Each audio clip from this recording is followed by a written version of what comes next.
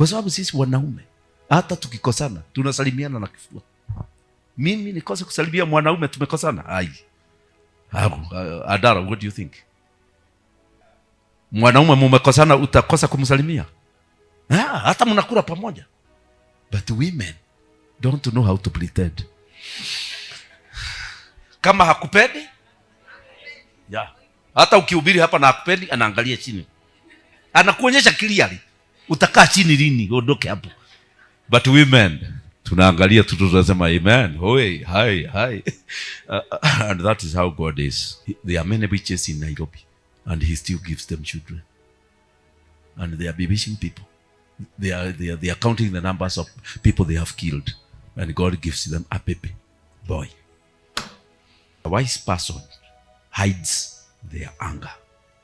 That means you can be angry with me, but because you are full of wisdom, you can't show me. The ability to hide your anger is wisdom. The ability to show your anger is carnality, is flesh. That's the Bible that says that. When you are offended, the ability to behave as if you are not offended is called wisdom. Mtu mwerevu hufisha hasira. The Bible says if you are wise, you hide offenses. You can't go to your village and show people you don't like them. They will repay, they will retaliate before you go back to Nairobi. Okay, there is a verse there. Where have you got it? Proverbs 29:11. Stupid people express their anger openly, but sensible people hold it back. So it means when God made man, he did not put love for a wife in him. He put love for animals, love for trees. And if you look at the country of Kenya, you can see how men have taken care of wildlife with guns, the trees. Even the president himself as a man leads people to plant trees. The environment. But loving a woman is a complicated issue because women interpret love differently. And men have not a time to wait for it, to know the interpretation. So women are made in a way they need to talk with others. But you can't talk with everybody. You must talk with the people who have the same revelation with you. Where is the weakness of women?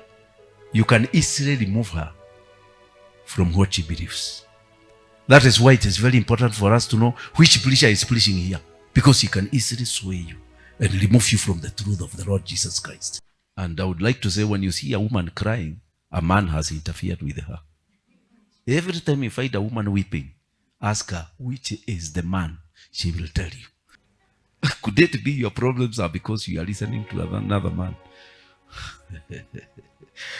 Many visions we have here on earth, if you follow the path where they began, you will find a woman. There is a woman who began with it. But when men come over, they cover her. And that is why in the New Testament, God insisted that a bishop, because he will hold a very high position in the church of Jesus Christ, he should have a wife. Why the wife? Because women can see the serpent in the Garden of Eden, and the men can't see it. Because the men stayed in the Garden of Eden for a long time. In fact, if we follow the Jewish tradition, the man stayed in the Garden of Eden for 30 years before he was given a wife. And when the wife came, within 3 years, she had discovered there is a snake in the garden. Even in the church, it is only a wife who can know the snakes in that church. The man can't. He shepherds everything.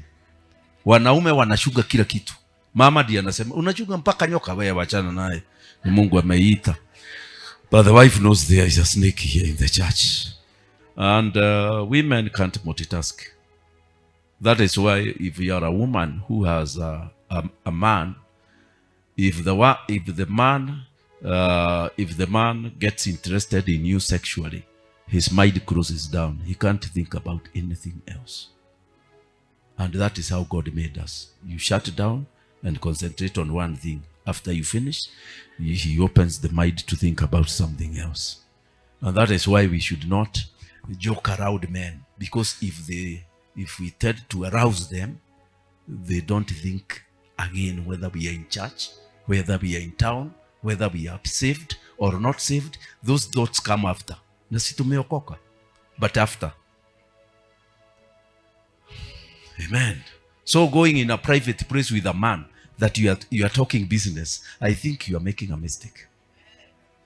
Because the man will talk business while looking at you. And he is not looking in the eyes. He is looking elsewhere. And so this man will end up destroying everything around you. So I speak these things because they are real. They are not imagination. And they are there. If your son is bringing problems, you don't ask God to deal with him. You ask God to deal with yourself so that you will have wisdom. Lord, now that I have a gentleman here, he already has little beards, give me wisdom. And if your pastor is a man, also you need wisdom to live with him. A different wisdom from the son and from the father. Today I'm not speaking about wisdom, I'm speaking about Mary. But I think we should think about wisdom. Or for men like me and these men here, we don't need wisdom to live with you. The Bible says, live with your wife with knowledge. Sometimes we come to a point where a woman cannot use the garment of Saul to fight Goliath. You try them, you feel you can't. Those belong to Saul. I have to look for my own. And my own is the three. So it means sometimes you may try to copy what another woman is saying, but you discover it can't work for you. My formula is not your formula. For Elijah's ministries to succeed, he had to sacrifice a wife, because every ministry has a sacrifice. If you want to move like Elijah and shake the kings of the world, shake the presidents, then you'll be alone. Because that is a very high anointing. And I advise people to seek the anointings in their own levels. Don't seek anointings that you cannot succeed in getting. Amen. When you discover that Jesus is a competition, you start dealing with Jesus so that you can leave your wife, because you don't want any competition. That is why you hear the man telling you, you are not fasting. They are telling you to fast. You are not fasting. Then you tell him, but brother, you are saved. I said there is no fasting. You know what he's saying? I have discovered your Jesus is competing with me about you. He has to go. It is the same with your son and the younger women here. When you give birth to your son and you start loving him a lot, holding him a lot on your chest, the husband can't hug you because the son is there. What happens next? They create enmity. And once he gets to age 5, 6, you hear the husband talking about boarding school. There are some boarding schools that are very, very good. You know what is happening? Competition is being removed. Amen. And that is why to keep women here for a long time will bring a problem at home, because men will start thinking they are cooking for somebody else. That's competition. That is wisdom. And Mary had wisdom. If you start smiling at him the way you should smile at your husband, the pastor will think you are interested in him. And because at home the woman is not interested in him, he will tell you he wants to play with you. But it is not players. There is something you are giving him that he is not being given at home. Now, when you are silent and he goes to the church and this woman is looking at him, smiling and looking down, smiling again and looking down, what do you expect the pastor to do? Sister Mary, can I see you in the office for some? And yeah, na ni jaa anaenda kushibisha jaa, kwa sababu ni kama uko na chakula ya kumpenda. That's why even if we are looking at the pastor, we must make sure we know how to the kind of love we should release to the pastor is different from the love that we release to the husband, that we release to a brother, that we release to our children. It should be different. It should not be the same. If it is the same, we will have a pastor running after us. You will have a pastor texting you in the night. How are you? Are you sleeping okay? And you'll end up telling him, nimeenda kwa bafu kuchukua simu, naomba tafadhali usiniite mzee yako hapa. And you start hiding. And you are the one who allowed it to begin. Because you are confused about love. It is wisdom. And the Bible says, it is better to live in the corner of a house than to live in a wide house with an angry, quarreling woman. So if you don't know how to live with a man, and by the way, ladies, praise the Lord. In heaven, I heard that God the Father is a man, isn't it? The Son is a man. Do we have female angels? No, they are all men. Even the devil is a man. Tafadhali jifundishe kukaa na wanaume hapa duniani. Kule ukienda utakosana na watu. This church belongs to my dear friend, Apostle. And not only a friend, we work together. And when I have found you here, I said, oh, it's here. And we thank God. I want to thank God for each and every one of you and tell you that the gospel came with women. Amen. Because when Jesus came on earth, he did not communicate with the men that something was going on. God communicated with the woman, Mary, and told her there is a plan that is going on in heaven. Amen. Why do you think he did not communicate with the men? Because of interference. Yes. And I would like to say, when you see a woman crying, a man has interfered with her. Every time you find a woman weeping, ask her, which is the man? She will tell you, the man. I have seen men crying, and I ask them, which is the man? My husband is a man. And because the Bible says that a woman was made for man, that is why the devil uses that channel to torment you and trouble you. Could it be your problems are because you are listening to another man?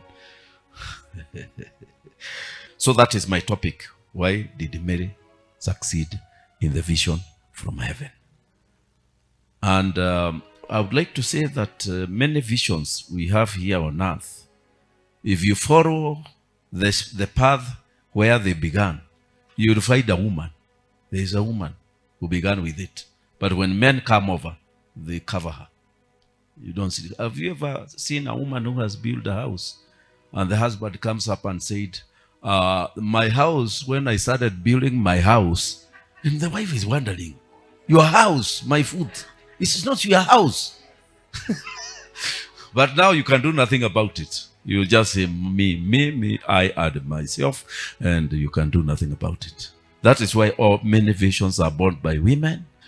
And that is why in the New Testament, God insisted that a bishop, because he will hold a very high position in the Church of Jesus Christ, he should have a wife.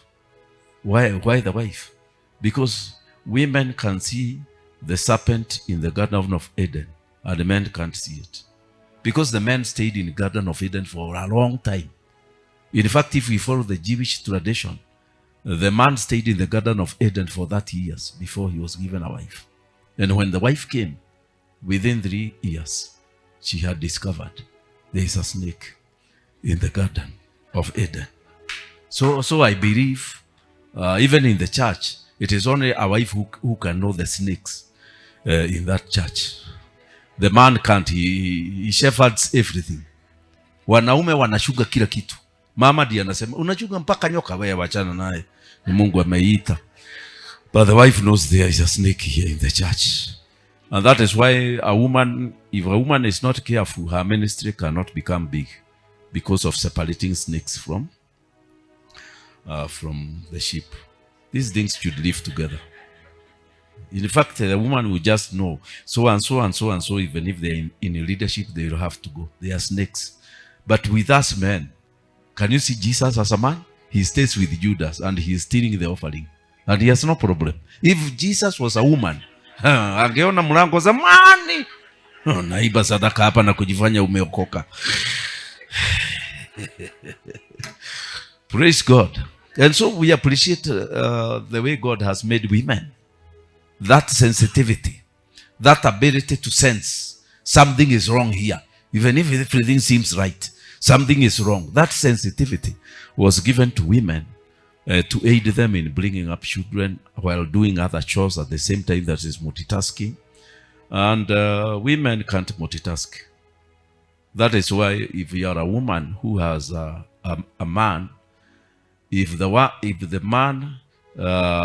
man gets interested in you sexually, his mind closes down. He can't think about anything else. And that is how God made us. You shut down and concentrate on one thing. After you finish, he opens the mind to think about something else.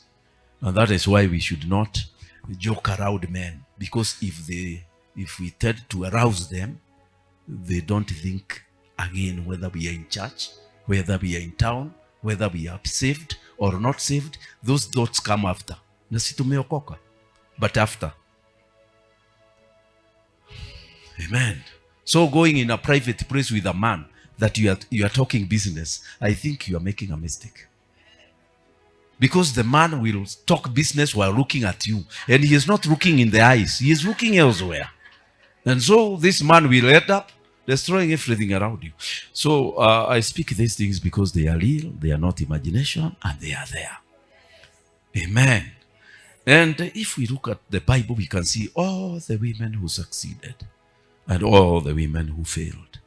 And we can know why these women failed. Amen. We can know why they failed. And if we are not careful, we can also fail. We call it Arise Deborah. Because Deborah did not fail. But if you look at the Deborah in the book of Judges, you can see she is fighting a lot with men. Because men were not agreeing with her that she is the prophet. She is a prophet. That she is. In fact, the Bible does not, the other Bibles do not say prophetess. They say prophet. Because he is the one who was raised up by God to lead Israel. And she succeeded. And she had a husband. I don't know whether you can see that in today's world, if a woman succeeds a lot, the husband must go. She sacrifices the husband to succeed.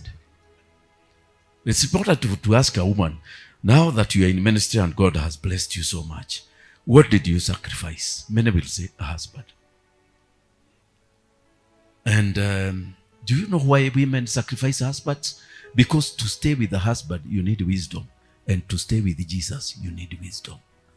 So you are unable to divide it between the two. So you take it from one and he has to go. Or if you give it to your husband, Jesus must go. So wisdom is to balance. Musea ufike mpaka hapa. And don't let those two men fight. Because if you're born again and you have a husband, you have two men in your life. And if your father is alive, you have three men in your life. And if you have sons, you have many men in your life. You must know how to live with men. And in order for you to live with men, you need wisdom. You don't need the Holy Spirit. You need wisdom. Holy Spirit helps you elsewhere. But wisdom, you know, the way we get the Holy Spirit is different from the way we get wisdom. You remember the book of James? If any of you lack wisdom, let them ask. You see, you may have the Holy Spirit, but you're not wise. You may be speaking in tongues, but the husband has gone. Yes. Wisdom. If your son is bringing problems, you don't ask God to deal with him. You ask God to deal with yourself so that you will have wisdom. Lord, now that I have a gentleman here, he already has little beards, give me wisdom. And if God succeeds in giving you wisdom, because he says that you must ask for wisdom without doubt. The Bible explains a lot there about wisdom. So not everybody can access it. Because once you start seeking for wisdom, you may have interference from other frequencies that come to you. Women can understand the frequencies. You are praying, Father, in Jesus' name. I'm praying for the church tomorrow that God, you will use me. Father, and deal with Mary. She has been a problem. You see, that's a frequency that has come. Umewahi kushikisha radio, taarifa ya habari, alafu ukasikia wimbo imeingia. Hivyo ndivyo wanawake wakiomba wanaingiliwa. Unaombea kitu, unasikia kabisa kitu imekuja na lazima ufugue macho. Na una breathe kidogo, alafu unasema kama vile Bwana nilikuwa nakuambia. These are frequencies that come to women. And those frequencies can interfere with wisdom or the seeker of wisdom. Amen. I wonder what men are thinking right now. But let them think. Because I'm also a man. Praise the name of the Lord. So, the wisdom of living with a son is different from the wisdom of living with a husband. Totally different. And if your pastor is a man, also you need wisdom to live with him. A different wisdom from the son and from the father. Today I'm not speaking about wisdom, I'm speaking about Mary. But I think we should think about wisdom. Or for men like me and these men here, we don't need wisdom to live with you. The Bible says, live with your wife with knowledge. Wife is knowledge. So know, it is to know. So men should know they will live with you. But you, even if you know, you want to live with us, you have to have wisdom. And Solomon said, a wise woman builds her house. So if you are not wise, the house will break, but you will still be with Jesus. So you are with Jesus, and Jesus' name, the other name is wisdom, and still you are fighting to get wisdom. And how to get wisdom is difficult because even Job spoke about wisdom for a long time. He said it is more than rubies. Wisdom is more than jewels. Wisdom is more than gold. He said many things. So it means women of today should seek for wisdom. And the wisdom that they seek is only found in heaven. Because we have wisdom on earth from women who have had very much experience. But remember, that is their life. It is not your life. If a woman comes here and tells you, this is the way I live with my husband, you know, if you apply that, it will not work in your home. Every woman has her own path. Okay, you can appreciate other people's paths, but you have to use your own. Sometimes we come to a point where a woman cannot use the garment of Saul to fight Goliath. You try them, you feel you can't. Those belong to Saul. I have to look for my own. And my own is the three. So it means sometimes you may try to copy what another woman is saying, but you discover it can't work for you. My formula is not your formula. Look for wisdom. Amen. I heard a woman say, me, my husband is a gentleman. We go together in the kitchen and we help one another. And my brothers, as we cut the cabbages, as we peel the carrots, as we prepare the rice, you can feel we are building love. My brother, don't try it on your wife, your husband. You can easily tell your husband, please today, come and help me in the kitchen. And the in-laws will be there tomorrow. Talk to her. Rudia vile uliniambia. Uliniambia tuende jikoni tukapika. So it can't work for everybody. Amen. So each woman needs her own wisdom. It's the same as ministry. We are called into ministry to serve God. But the operations are different. Okay, the overview may be the same, but when you come to the details, it is totally different. We don't work the same. Elijah is a prophet. Elisha is a prophet. One dies, the one does not die. They don't work the same. Amen. One goes with the people to cut firewood or to cut wood to build a house. And an axe falls in the water. But Elijah did not work with anybody. Anybody who tried to work with him was burned with fire. But they are both prophets. Isn't it? Yes. For Elijah's ministries to succeed, he had to sacrifice a wife, because every ministry has a sacrifice. If you want to move like Elijah and shake the kings of the world, shake the presidents, then you'll be alone. Because that is a very high anointing. And I advise people to seek the anointings in their own levels. Don't seek anointings that you cannot succeed in getting.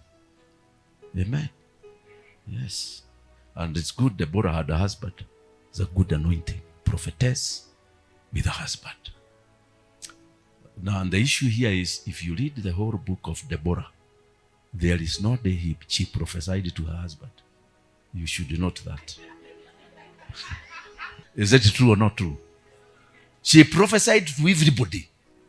But there is nowhere, my husband, thus says the Lord. There isn't. Because dealing with the husband is a different frequency.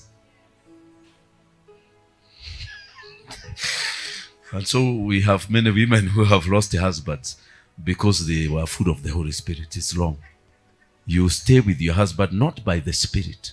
You can't tell your husband, no, keep quiet. The Spirit is speaking. He won't understand, because that means competition. Someone is competing with me, and this is my wife. And what will a normal husband do? Deal with the competition. Utoke kwa hiyo kanisa urudi Catholic. That is now the husband dealing with the competition. But if you are in a spiritual church, full of the Spirit, full of power, and the husband is not fighting in the competition, he tells, go on to that church. But the day he will fight competition, he wants you, and Jesus wants you. And then by 11 p.m. in the night, Jesus wins. Now wait for the war. Jesus must go. I also talk to men, because we have some few men here, and tell them, when you discover that Jesus is a competition, you start dealing with Jesus so that he can leave your wife, because you don't want any competition. That is why you hear the man telling you, you are not fasting. They are telling you to fast. You are not fasting. Then you tell him, but brother, you are saved. I said there is no fasting. You know what he's saying? I have discovered your Jesus is competing with me about you. He has to go. It is the same with your son and the younger women here. When you give birth to your son and you start loving him a lot, holding him a lot on your chest, the husband can't hug you because the son is there. What happens next? They create enmity. And once he gets to age 5, 6, you hear the husband talking about boarding school. There are some boarding schools that are very, very good. You know what is happening? Competition is being removed. Amen. And that is why to keep women here for a long time will bring a problem at home, because men will start thinking they are cooking for somebody else. That's competition. That is wisdom. And Mary had wisdom. Let's see Luke chapter 1 verse 34. Then said Mary to the angel. I know you have read all these scriptures. What did Mary say to the angel? How shall this be? And I want to say, this is the same question with every woman in this world. What will be my future? These things that God says every time, how shall they become? God is saying that we will have a home. How shall it come to pass? God is saying that he will pay all our debts. How shall it be that our home shall become debt-free? Because as long as you have debts, you are not living biblically. The Bible says, you will not borrow, but you shall lend. Hautakopa, lakini utakopesha. So as long as haujafika kukopesha, you are below the standard of the Bible. And the owner of the Bible is the one in heaven. Kwa hivyo wakati unaombaomba kusema, Baba ukiniita mimi nakubali, unakubali na unaishi chini ya level ya Bible. Utakubali alafu ukute amekwambia, you can't stay here. Amen. We must live in the world at the level of the Bible. Amen. So I wish you well as you live with the men in your life. Leave alone the uncles. You don't handle the uncle like your husband. It's different wisdom. Different kabisa.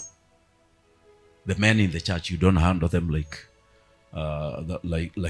your son or your brother. It's different. So a woman must know how to switch quickly. This is how I stay with the pastor. Because also pastors have marital problems at home. If you start smiling at him the way you should smile at your husband, the pastor will think you are interested in him. And because at home the woman is not interested in him, he will tell you he wants to play with you. but it is not prayers. There is something you are giving him that he is not being given at home. Yani kuna chakula unapeana ya hisia, ya feelings, ambayo nyumbani amenyimwa. Kwanza haongeleshwi na madam. Amen. How many women here married? Let me see. Wow, you are so many. Haya, hey, nearly all of you. Haya, kama haujawahi kunyamazia mzee, inua mkono. Dole wakilila mzee, haujawahi kunyamazia mzee, inua mkono. Now, prophetess of overflow, you can see. They have all given them the silent treatment.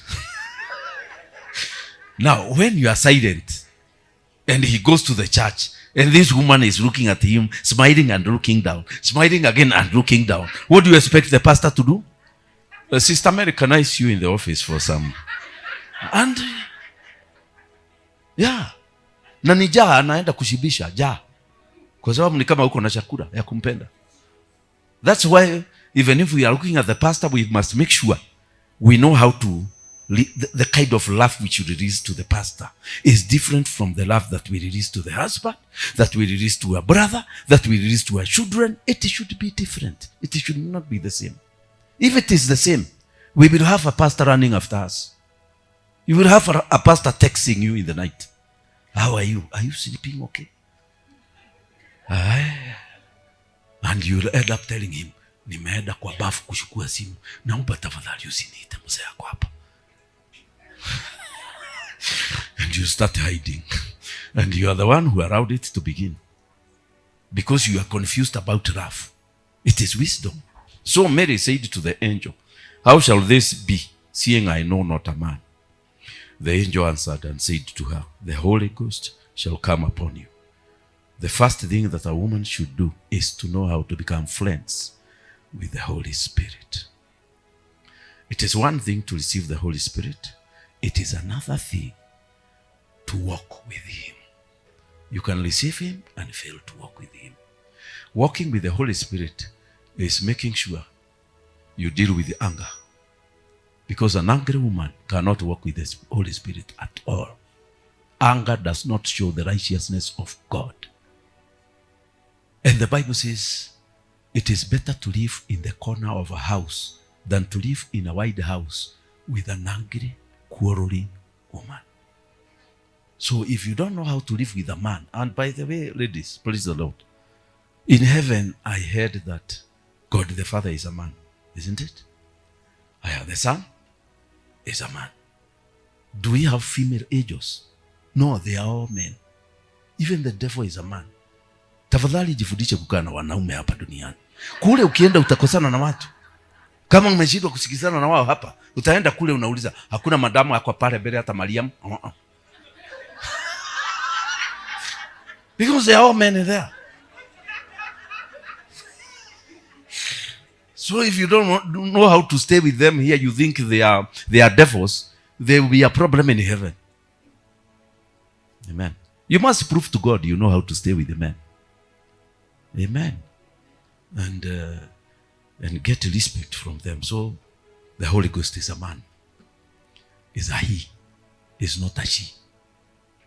So to stay with the Holy Spirit means you must know how God made the she, because this one is a he.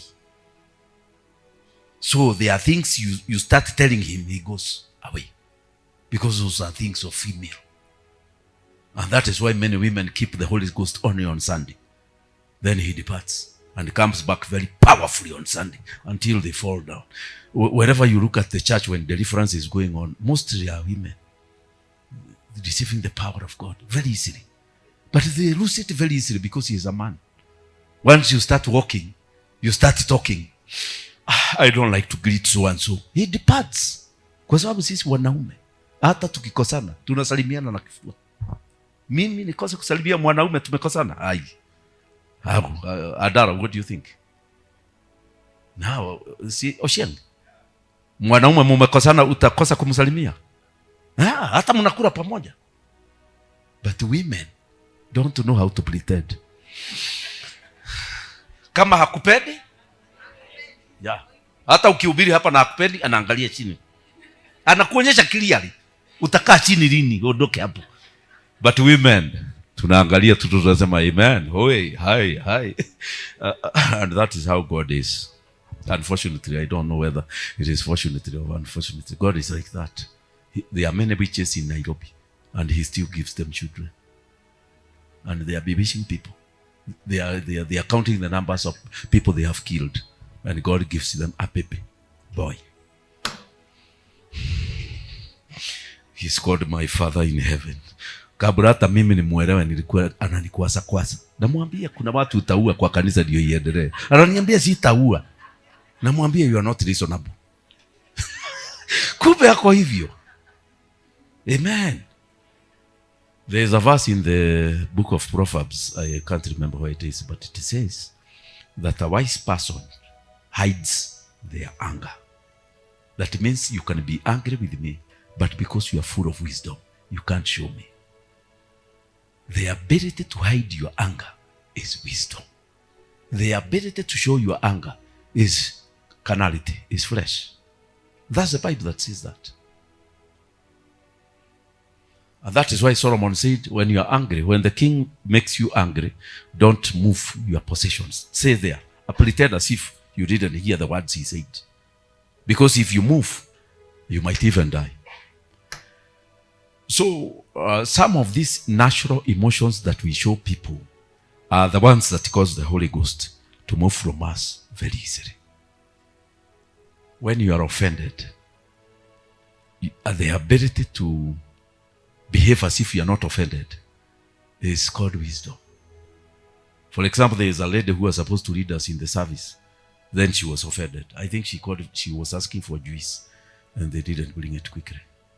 And so she was offended. She didn't read the service. But me, kupiga ijiri hapo hauwezi kuamini. Na juice ilikataa kuja. But the lady refused. Kasema madharau ile iko kwa hii ibada. Nimesema ikashita. Nikamwambia tafadhali ongoza ibada. Fisha hii kitu. Akaniambia mimi sijui kufisha. Mia mama. Nikajua ni mojiga ingine hii. Mtu mwerevu ufisha hasira. The Bible says if you are wise, you hide offenses. You can't go to your village and show people you don't like them. They will repay, they will retaliate before you go back to Nairobi. Utaamuka ukita mguu yako haina nati zote zimetolewa za gari. Na ni wewe ulienda kuwaonyesha. Lazima uende uko. Wanafikiria ulisahau lakini ni werevu. Ukusahau, you are behaving like our Father in heaven. Hata wewe siku zile ulikasirisha Mungu. Si ulikula tu na ukaja digest. Kama wewe ukipewa kiti ya Mungu wana kuna watu hawata digest tena. That will be the end of their life. Yes. So when this lady, okay, there is a verse there. Where have you got it? Proverbs 29:11. Stupid people express their anger openly, but sensible people hold it back. They hide it. I don't know what version is that, but that is it. You hide it. Yani mzee amekukasirisha mpaka unasikia kama ungekuwa na nguvu ungemnyonga, lakini unamuuliza nikuwekee nini? Kule. Hiyo ni kusema that woman is wise. Atagiza kwa nyumba yake. The ability to postpone anger is godly. Because even God postpones anger. Hata wakati wa Ahabu, si Mungu alisema hiyo hasira nilikuwa naye nikumalize na watu wote, nimeipostpone, nitamaliza watoto wako. Na mzee akasema asante, hiyo ni mzuri. Na Hezekia aliambiwa the same. I will not judge you. I will judge your children. God is able to postpone anger. Hata wewe unaweza postpone anger. Uone hii kitu nikitomboa leo, tutakosana na mzee. Unakiweka kwa kabati ya moyo. Unacheka hapo kama mtu hana problem. Unakiseti bere uone mahali ambapo unaweza kukilipua na kusilipuke. Lakini kusema mimi naongeaga tu namaliza mambo, wewe ni ujinga uko naye. Unamaliza mambo na nani?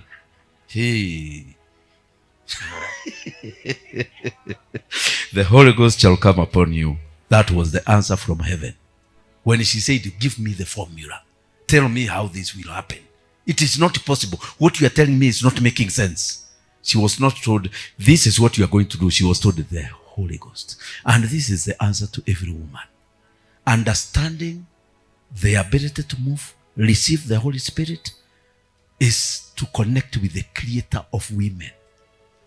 And you know, when we speak the truth, let's speak the truth. When God made the man, the Bible says as soon as the man was made, God rested.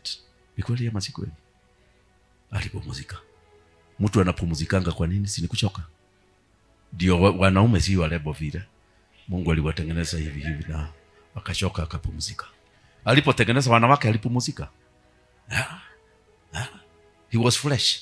And that is why he said later, during Moses' time, he told the men, if somebody gets married, he shall not go to war. He shall not be given any duties for 1 year, so that he can understand how I made women. That is the Bible. For a man to understand you, he must stay with you 24 hours for 1 year. Ndio anachika kopi ile uko naye. Sasa wale wanaume wametuoa, wanakaa na sisi few hours. They have gone to work. That's why divorce comes up. And you hear him saying, me, I don't understand her. How can you understand her? And God said 1 year. See, hiyo ndio Biblia inasema. Have you ever read that scripture? It says you can't go to war or anywhere. 1 year, you stay with her, then you will never divorce. Mwanaume akikuelewa hawezi kukudivorce hata ikienda nini. Lakini kama hakuelewi, na ninasikianga simu nyingi, Bishop, mama haja niongelesha siku 2, tafanya nini? Huyo ni mwanaume ameoa miaka 15. Anasema amenyamasiwa siku 2. Na kuna mzungu alikuja kaniambia amenyamasiwa 1 year. Nikamwambia tafadhali sisi African. Hii wanawake wa Kenya wakikunyamasia wiki moja wanaanza kuchange. Hiyo 1 year. So I called the wife. I asked her. She said, yes, I've not spoken to him for 1 year. Yeah. When she spoke, I saw the mzungu change. Mama alikuwa anasema, you said something? Paka nikasema sasa, hii ni punishment ingine ya wazungu. La. So, the Holy Ghost is a man. Is a he. And we must learn to stay with his in this world. For women to become successful in ministry, in business, in life, the factor of he, you must understand it. If you don't, you will never succeed. Amen. Yes, Holy Spirit. And you know most of the African men, especially Kikuyus, Kambas, the Ruos, no. And the Ruo, yes, a little. Most of the people here in Central, here, and Eastern, they want service. They married you for service, nothing else. That is why he always complains that you are putting food in ditches and telling him, hii kona boga, hii kona nini. Naona ameangalia hivi na shida, what is wrong? Si ujiweke kile unataka. Because he wants you to do it, service.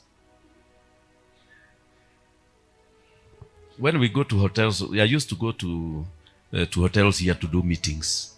And during lunch, I saw that all women were putting food along the where the food is kept. But all men were being served by ladies. So I asked one lady, men can't serve themselves there. She told me they don't like that. We have to bring it to them. So you also sit down. I bring it to you. And I agreed with her. And my wife had to go. My wife is telling me, ukienda pale ndio unajiwekea vitu ile unataka. Lakini kuna mtu anataka kuniletea. Na hiyo ni love. Mimi kwangu na interpret as love. Kuletewa ni love.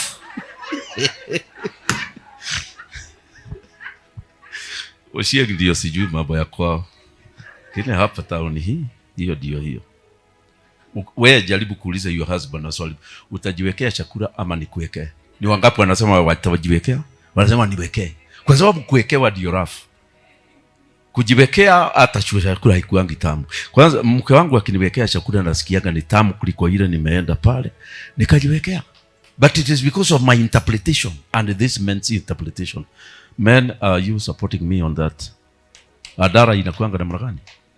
chakula ya kujiwekea pale kwa ile vitu wanaweka pale na wewe kuletewa ni gani tamu? Yes, these women now understand.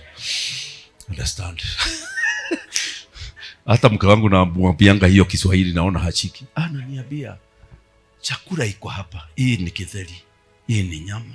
Hii ni mboga. Sasa unakuja unaweka zile unataka. Naona huyu mama haelewi.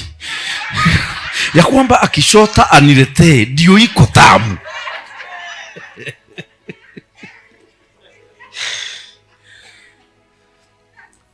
So it means that if you want to please the Holy Spirit, you must cooperate and serve him. He will love you. But if you ask God many questions, he will depart. If you want to fight with your husband, ask him continuous questions. Na unajua vile wanawake wanaongeanga. Ati mkaenda kwa supermarket. Hapo nje hivi tukakuta taxi moja hapo Yumba, mkakuta Umba. Ukisikia mwanamke anarudia hivyo, ni mtego anataka kujua mahali ataigiza.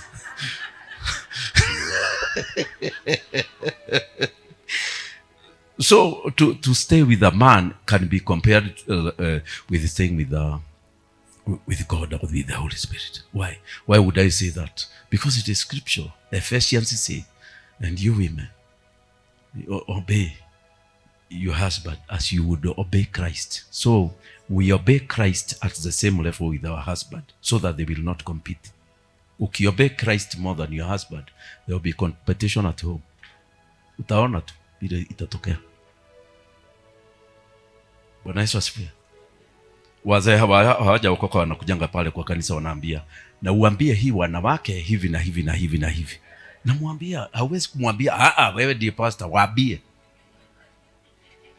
And this is about obedience. It's about cooperating with a man, and it is very tiring to a woman, because when God made a woman, he did not put submission in her.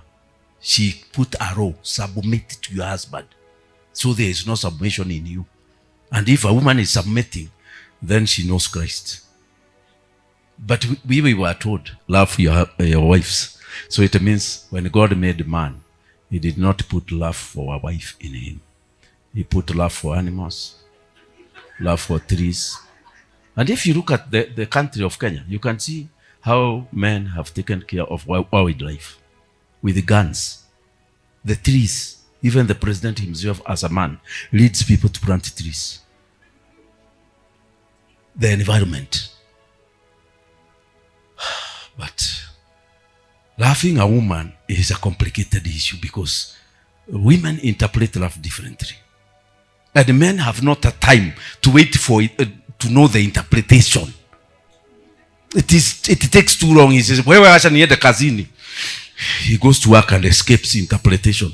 And God, that's why God said, stay with the woman for a whole year, so that you can interpret.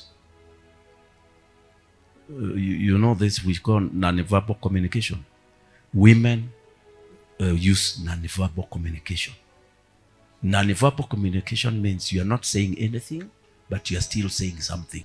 She will use non-verbal communication. And the man will not get it, because his head is busy with the cartoons and other things.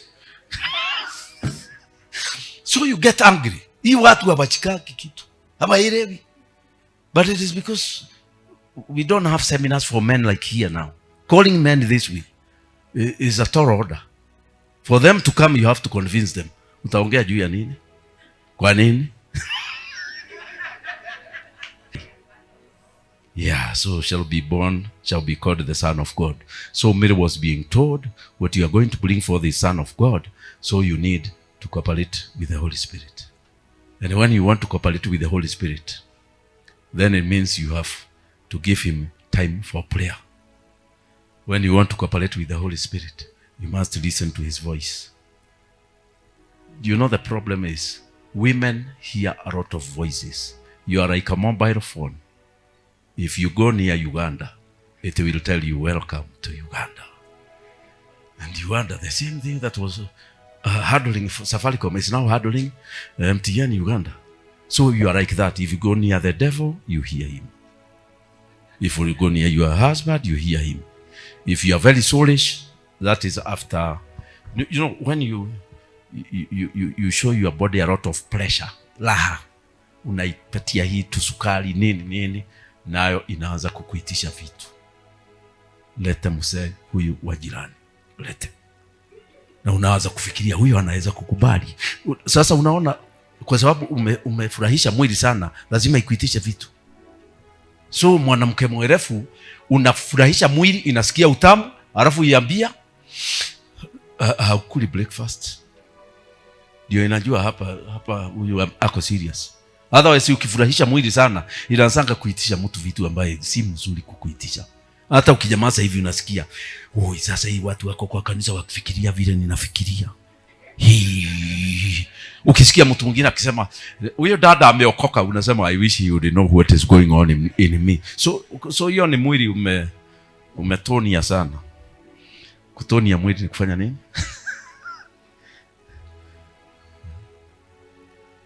I think majority of you have ever gone to Mombasa to swim or to other places like those. Immediately after Mombasa, we struggle to get back the Holy Spirit. Kwa sababu mwili tuliifurahisha mpaka ikakalia kiti ya Holy Spirit. Ikasema, "Ondoka, umefurahisha siku nyingi. Sasa ni mimi." Enda diving. Una dive, enda hii. Sasa Holy Spirit kuja kusema mwili ondoka. Hey, Januari imekwisha. Ni February. So okay, experience a season of the Spirit is not with you, is like he is not cooperating with you, then find out how much you pleased the flesh, because they work together. And which are the voices that speak to women? Can I conclude with that? Because the Lord told Mary, "I don't want you to hear a lot of women. Go to Elizabeth. She is 6 months pregnant. Please go and talk with her."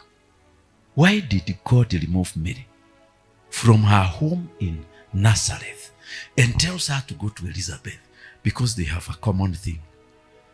So the Spirit knew if this woman stays in Nazareth, she will talk with women who don't have the same thing as her, and they will interfere with her. They will tell her bad things, and Jesus will be born with the other spirits. You know, when you are pregnant with a baby, the baby will be delivered according to the kind of life you lived.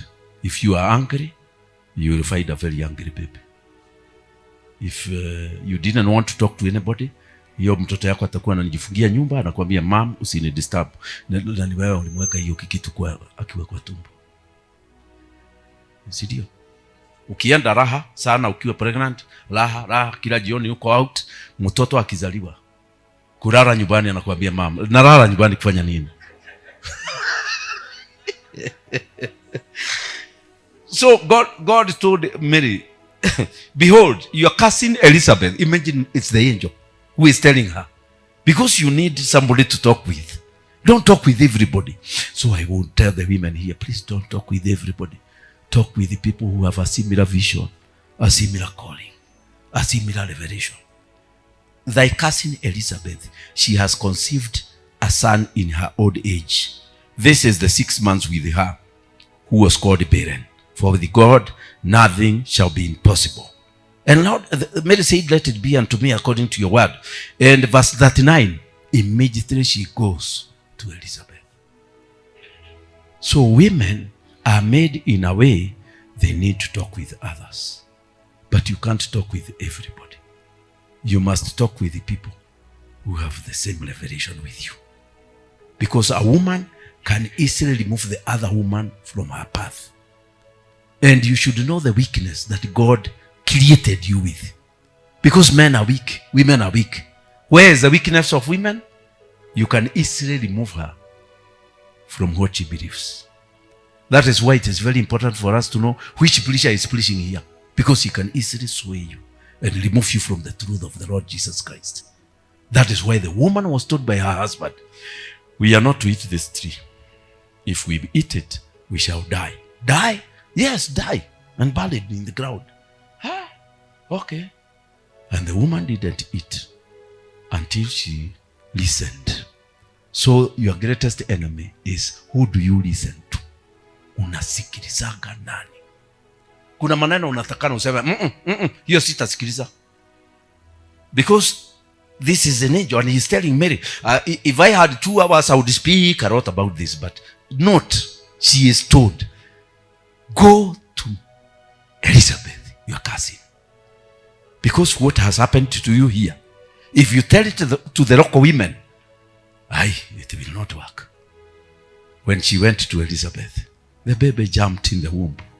Now they talked a similar language. Umesikia mtoto ameruka hata vipi? It was a similar language. Lakini kama angeenda kwa ile wanawake wa kijiji, awambie mtoto ameruka. Ati ameruka. Kwani uko na pepo? Lakini sasa hapa wanasema ameruka. Elizabeth anasema hata wangu. May God bless you. And I pray that you will be able to listen to the right women. And also sometimes when you are listening to yourself, because most women listen to themselves, especially these ladies that don't like talking with the people a lot. They talk with themselves. They like listening to themselves. Please, when you listen to yourself, you must weigh what you have heard with the word of God. Amen. Because there is a voice of your soul, very strong. And it can also call you daughter, my daughter. But it is not God. It is your soul. It has copied from the Holy Spirit. My daughter, eat. My daughter. And then you say, God has spoken. He has not spoken. We measure the voice of God by the Holy Bible. May God be with you. May God give you wisdom. May God open up your life to know how to live with men that He has sent into your life.